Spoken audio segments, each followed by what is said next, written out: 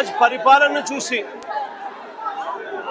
నాగరిక ప్రపంచం అంతా కూడా తల వంచుకునేలా చంద్రబాబు నాయుడు గారు చేశారు. అక్కడ అంబటి రాంబాబు ఇంటి దగ్గరికి వెళ్ళినప్పుడు కూడా 5 కార్లను ధ్వంసం చేశారు, ఇంట్లో చొరబడ్డారు, అద్దాలను పగలగొట్టారు, ఇంట్లో ఆడవాళ్ళందరినీ కూడా దుర్భాషలాడారు. ఆఫీస్ పక్కనే ఉంది, పక్కనే ఉన్న ఆఫీసులోకి వెళ్ళారు, ఆఫీసును తగలబెట్టారు. ఇవన్నీ కూడా పోలీసుల సమక్షంలోనే జరగడం చూసాం. అక్కడ జరిగిన ఘటన కూడా మనం గమనించినాం. సాయంత్రం 4:30-5 గంటలకు మొదలు పెడితే అర్ధరాత్రి 1 గంట దాటిన తర్వాత కూడా దహనకాండ జరుగుతూనే ఉన్నది.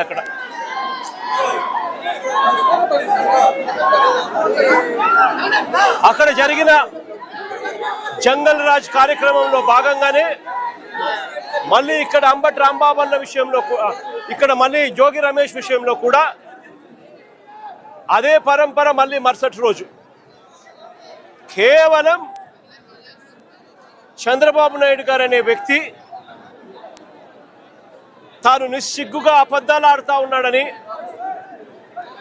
తాను నిస్సిగ్గుగా ప్రజలను పెడదోవ పట్టించాడు అని సాక్షాత్తు సిబిఐఏ, మేం కాదు, సాక్షాత్తు సిబిఐఏ చంద్రబాబు నాయుడు గారు చెప్తా ఉన్న అబద్ధాలను తేటతెల్లం చేస్తూ సిబిఐ ఛార్జ్ షీట్ దాఖలు చేసింది.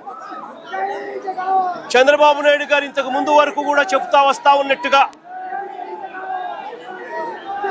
జంతువుల కొవ్వు కానీ, గొడ్డు మాంసం కొవ్వు కానీ, పంది కొవ్వు కానీ, చేప నూనె కానీ కలిసింది నూనెలో, అటువంటి మాంసాహారం కలిగిన ఆ నూనెను లడ్డూ తయారీలోకి వాడి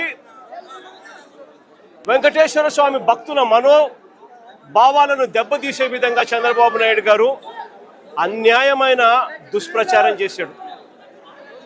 నిజంగా ఎంత అన్యాయమైన దుష్ప్రచారం చేశాడు అనంటే, చంద్రబాబు నాయుడు గారు ముఖ్యమంత్రి కానంత వరకు కూడా వెంకటేశ్వర స్వామి ప్రసాదాన్ని ఎవరైనా ఇస్తే కళ్ళు మూసుకొని 2 కళ్ళకు ఇలా అద్దుకొని ఇలా తినే పరిస్థితి నుంచి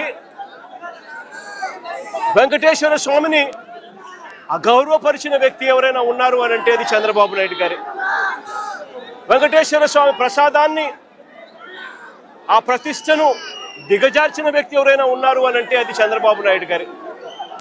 ఒక అబద్ధాన్ని క్రియేట్ చేసి, ఆ అబద్ధానికి రెక్కలు కట్టి, ఆ అబద్ధాన్ని దుష్ప్రచారం చేసి కేవలం రాజకీయాల కోసం దేవుడిని కూడా వాడుకున్న వ్యక్తి ఎవరైనా ఉన్నారు అని అంటే ఈ ప్రపంచంలో అది ఒక చంద్రబాబు నాయుడు గారు మాత్రమే.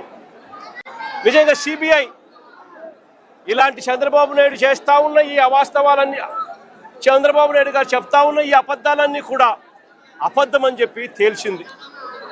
సిబిఐ ఫైల్ చేసిన ఛార్జ్ షీట్లో ఏకంగా NDDB, national dairy development board research institute సంబంధించిన lab report, NDRI national development research ఇన్స్టిట్యూట్కి సంబంధించిన ల్యాబ్ రిపోర్టు, ఈ 2 కూడా కేంద్ర ప్రభుత్వ సంస్థలు, రీసెర్చ్ ఇన్స్టిట్యూట్స్.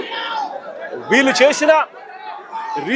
చేసిన శాంపుల్స్ అన్నీ కూడా, ల్యాబ్ అనాలిసిస్ అన్నీ కూడా చంద్రబాబు నాయుడు గారు ముఖ్యమంత్రిగా ఉండగా, చంద్రబాబు నాయుడు గారు టీటీడీ ఈఓ, చంద్రబాబు నాయుడు గారి మనిషి టీటీడీ ఈఓగా ఉండగా, చంద్రబాబు నాయుడు గారి హయాంలో సేకరించిన ఈ నమూనాలు ఇవి సిబిఐ వాళ్ళ ఆధ్వర్యంలో ఎన్డీడీబీకి, ఎన్డీఆర్ఐకి పంపించి ల్యాబ్ రిపోర్ట్లు అక్కడి నుంచి వచ్చి, ఆ ల్యాబ్ రిపోర్ట్లలో నిర్ధారణ అయింది ఎటువంటి జంతువుల కొవ్వు లేదని, ఎటువంటి గొడ్డు మాంసము కొవ్వు లేదని, ఎటువంటి పంది కొవ్వు లేదని, ఎటువంటి చేపల నూనె కూడా కలవలేదు అని చెప్పి సిబిఐ ఏకంగా ధృవీకరించి సర్టిఫై కూడా చేసింది. ఆ ఛార్జ్ షీట్లో సిబిఐ అదొకటే చెప్పలా. సిబిఐ ఆ మాట చెబుతూ సిబిఐ ఇంకొకటి కూడా చెప్పింది, ఇంతవరకు